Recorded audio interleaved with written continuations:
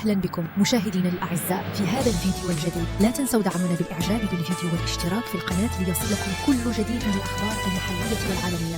ذكرت صحيفة وول ستريت جورنال الأمريكية ثلاثاء أن الرئيس المصري عبد الفتاح السيسي يتجنب زيارة واشنطن واللقاء بالرئيس الأمريكي السابق دونالد ترامب خشية تداعيات ذلك على صورته العامة، خاصة في ظل دعوة ترامب لمصر والأردن لاستقبال نازحين من غزة. ونقلت الصحيفة عن مسؤولين مصريين أن السيسي يخشى أيضاً من الضغوط العلنية التي قد يمارسها ترامب خلال اللقاء في ظل استمرار الأخير بالترويج لخطته المثيرة للجدل بشأن غزة، والتي ترفضها القاهرة رسمياً وشعبياً باعتبارها تشكل تهديداً أمنياً للجيش المصري. حتى الآن لا توجد أي أنباء عن اجتماع مخطط بين السيسي وترامب، لكن الأخير أكد في تصريحات سابقة أنه سيتواصل مع الرئيس المصري لمناقشة خطته بشأن غزة وإمكانية استقبال القاهرة لسكان القطاع. وفي سياق متصل شدد السيسي خلال تصريحات أمس على ضرورة إعادة أعمار غزة لجعلها قابلة للحياة مع رفض أي تهجير قسري للفلسطينيين، مؤكداً على ضرورة الحفاظ على حقوقهم في البقاء على أرضهم. تأتي هذه التطورات بعد لقاء جمع ترامب بملك الأردن عبد الله الثاني في واشنطن، حيث كرر الرئيس الأمريكي طرحه المتعلق بامتلاك غزة وإدارتها وتهجير سكانها، مشيراً إلى أن بلاده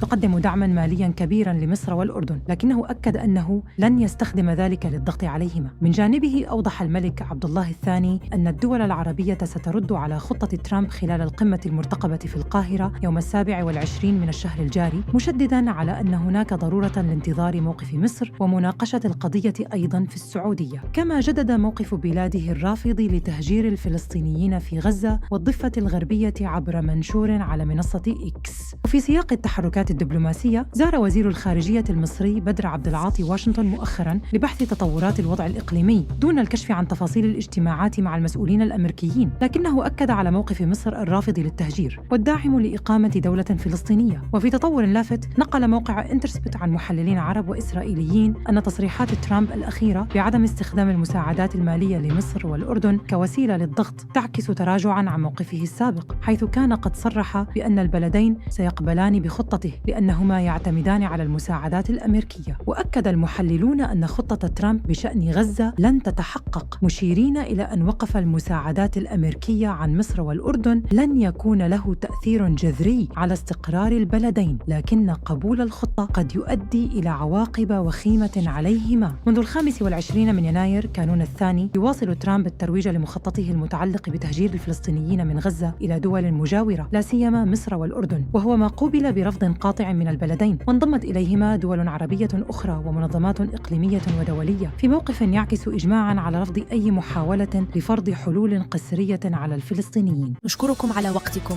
تابعونا دائماً للحصول على أحدث الأخبار عبر قناة النبض الإخباري.